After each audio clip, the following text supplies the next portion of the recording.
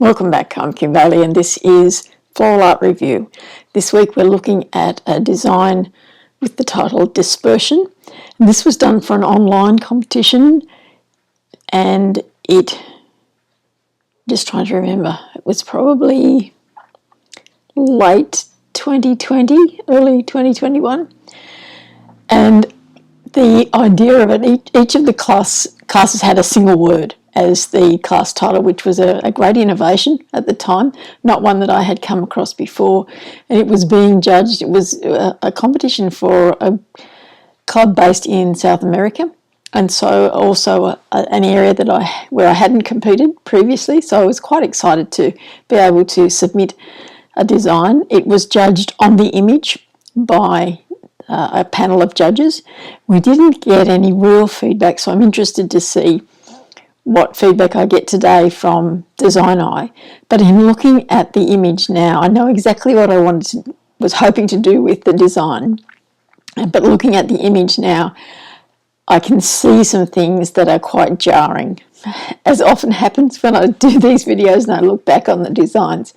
So my idea for this was to have, when I thought about dispersion, I thought about eggs breaking and opening up, and so that's my idea. And so the eggs in this design are made from paper mache that has been wrapped around an inflated balloon, and then you burst the balloon and pull the balloon bits out, and you're left with that really nice shape. What that does with the design is it gives you mass, so quite a heavy looking area without the weight. So I was able to bring the design up quite high without having to worry too much about the balance of it, because they were obviously quite light and the rest of the plant material was going to anchor it. There is a metal stand that is hidden completely, and so the eggs are on the two arms of the metal stand, and I've left the edges broken as though they've been cracked, and the pieces that have come out of the egg are around the base. The base is actually 2 rounds of garden hose. And for those of you who've done any of my workshops, you will recognise that straight away and know that technique. But it's garden hose that's covered with string and then bound together to give you a bit of a netting effect as a base for designs. The rest of the design, it's sphagnum moss and chrysanthemums. And so I chose the sphagnum moss because I wanted something that had indicated line but was not as smooth as the rest of the design. And it also gave me the opportunity to have things that were hanging down at all sorts of different levels, not quite as structured or as linear as a lot of the designs that I do. In looking at it now, I think that the eggs are too dominant. They are both at the same height, and you know that that's not a good thing, and it is still a little bit top heavy in terms of its visual balance. So what I think I would prefer to do was to make one of the eggs a little bit smaller than the other, bring it down a little bit on one side, and then have the base material come out to balance that visually in terms of looking at the design as a whole. There we have our rundown on how it came together, and I think probably the most interesting thing about that is the technique that I used to make those structures, because you could adapt it for almost anything, any sort of shape that you wanted to think about using the paper mache and then covering it. But the other thing I could have done, although it would have detracted from the eggshell look to it, is to bring some of the sphagnum moss up and around it, or some of the flowers. And I do think that some of the flowers need to be a little bit higher up because they were the yolk of the egg, and so you wouldn't crack 2 eggs together and just have the yolk separate. It would be from the top all the way down. So another visualization that I needed to bring into reality a little bit more clearly. But let's now have a look at what Design Eye, our AI, has said about the principles and elements of design, first of all with this particular design, and then what things I can do to improve it. Looking at form, first of all, this design relies heavily on solid form versus open form. The two massive smooth egg-like spheres at the top represent solid heavy forms. The central column, by contrast, is an open tangled mess, creating a powerful visual juxtaposition. So that is a good result in terms of form, that there is that contrast of forms, and it's quite clearly been designed that way. Texture. The contrast here is extreme. You have the smooth, almost shell-like finish of the upper spheres and the base shards set against the rough, wiry, chaotic texture of the dried sphagnum moss. And that it was a very deliberate choice, that I like to have the contrast in textures. And I felt that even though, if you think about an egg, the shell is smooth and the internal parts of the egg are smooth as well, that having it all smooth was not going to give me the impact of the design that I would like. It would make it very two-dimensional, and I needed the depth in the design to enhance my interpretation. Line. Instead of clean architectural lines, this piece utilises an implied line. The bright yellow chrysanthemums form a meandering broken path down the centre of the design, suggesting a flow or spill of energy or dispersion from the top to the bottom. And that's very true. But I do think that I should have brought that line of the yellow up a little bit higher and into both parts of the top part, both parts of the eggshells, so that it was coming out of both eggshells, because at the moment it sort of starts in the middle. It's losing its connection with the top part of the design. Colour. The palette is highly restricted and effective. The dominant neutral tones, creams and browns, act as a canvas, allowing the intense saturated yellow of the chrysanthemums to become the absolute focal point. That's very true, and that's why I need those colours, that yellow, to go up and into the egg shells as well, because it just cuts the design in half. Otherwise, a top half and a bottom half, a top half without the yellow and a bottom half with the yellow. And I need to incorporate and bring that colour through the design. Balance. The design utilises a tense symmetrical balance. The two large spheres are equally weighted on either side of the central axis. However, because they are positioned so high, the piece feels intentionally top-heavy, creating a feeling of imminent release or bursting. I like that idea. I like the fact that someone independent has seen that it is balanced, even though they appear to be suspended in air, that they're not, it doesn't look like it's going to fall over, I guess is what it is. But I just would like to see a little bit more of a spread at the base to visually balance the design a little bit better, make it more symmetrical.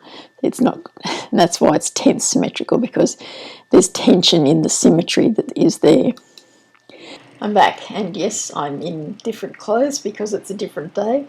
The microphone went flat yesterday, and I didn't know until I started doing the editing of the video. So I'm back today with a fully charged microphone and ready to finish off this video for you.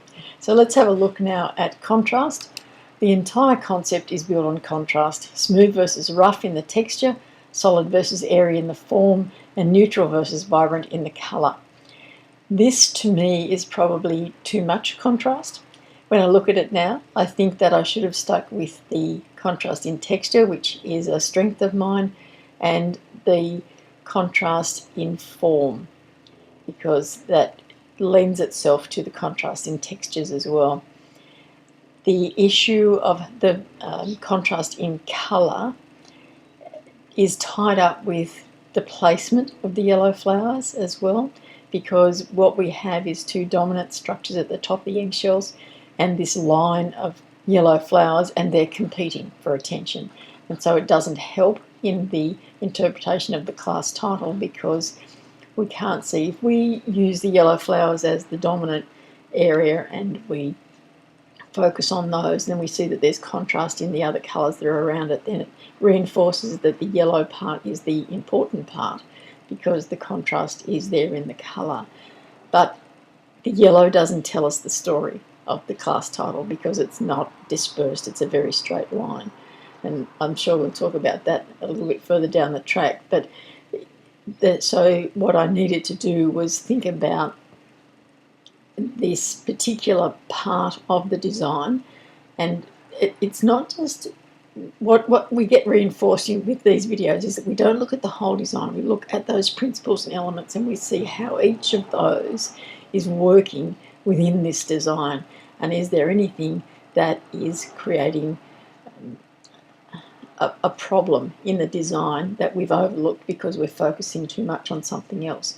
So a good way of reinforcing those principles and elements and how you need to think about all of them in every design is to do these analyses and to go through them and think about critically about what you've done with your design and where it's fallen down and where it's worked well.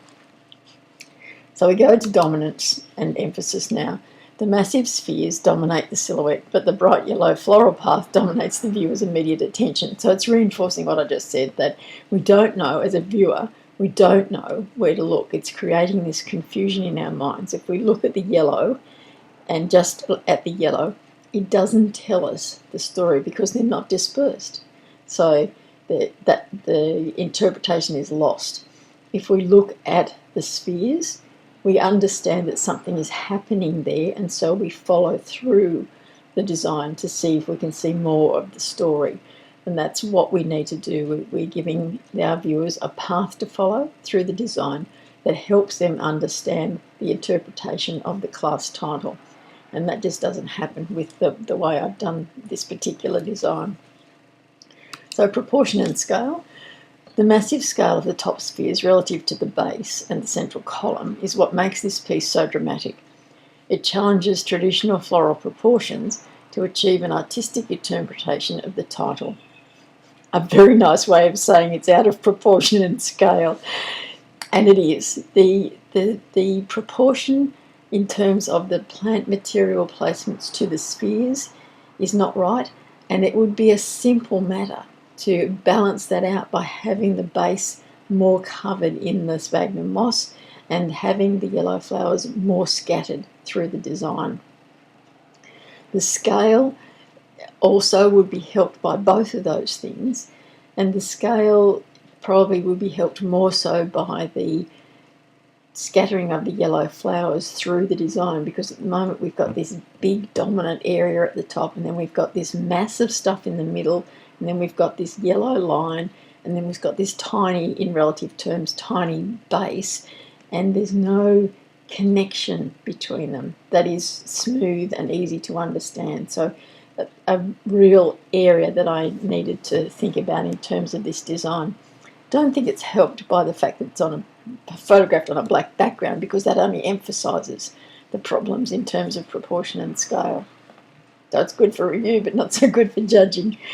Let's have a look at some of the suggestions now. Number one, the spill effect. If the concept is dispersion, things scattering or spreading from a central point, the yellow flowers currently feel a bit constrained to a single vertical column, allowing a few smaller yellow blooms to scatter outward into the moss near the base, or even attaching one or two tiny blooms near the cracked openings of the spheres would enhance the outward movement. That's very true, and I think that that's probably one of the easiest things that I could do to improve this design, would be to have that yellow more prevalent through the whole of the design, because I think I said earlier that it looks like it's two parts of the design, the top part, and then there's the bottom part that's got the yellow in it. And even with the bottom part having the yellow in it, the yellow is not dispersed across the whole of the base. So a big area for improvement in that suggestion. Base integration. The transition where the moss meets the woven ring at the bottom is quite sudden. The shards of shell are a great touch, but weaving some of the moss further out into the ring structure would help ground the heavy top mass more securely to the base. And that's very true, and I can see it more and more as I look at the design. My eyes want to go out further in the design. They want to see what else is balancing that top part of the design. And it's also about the flow of the design. You know, we're encouraging people to start at those at the top of the design and flow through, and then then it stops all of a sudden, and that's not a natural or organic movement. We want to flow back out past that base. So definitely have to do that. Tension in the spheres.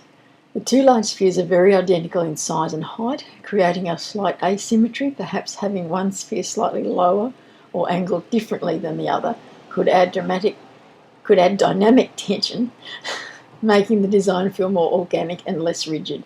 And once again, I think that's a very good suggestion.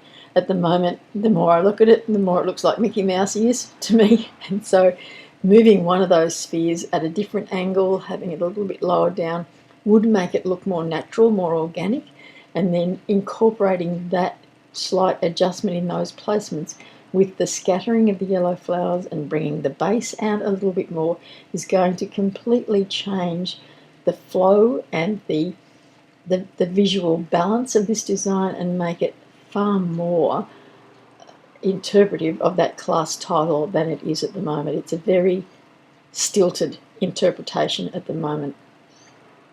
All good suggestions, all ones that I would certainly consider. So there you have our analysis for this week for dispersion. You can see how useful these analyses are in terms of looking back at previous designs that you've done. It doesn't have to be for a competition that's upcoming. It can be just that you would like to know a little bit more about this design, or perhaps you had a design that you felt was a good design and you'd like to know a little bit more about the areas where you could make it a better design. And that is the value of this service, is that it doesn't matter when you did the design or what you want to learn, it's going to provide you with information based on those principles and elements of design that are so important for any design that we do. And it gives you the opportunity to learn at your pace rather than have to go to a competition and all the anxiety that's associated with that. Hope you get feedback on your particular design, not just general feedback, and then be able to revisit that feedback, read it again, look at the design again, and then use that information to think about the designs that you're doing at that particular time. I'll leave you with all of that. Talked enough for today and yesterday. I'll be back next week with another design. I'm Kim Bailey, and this is Floral Art Review.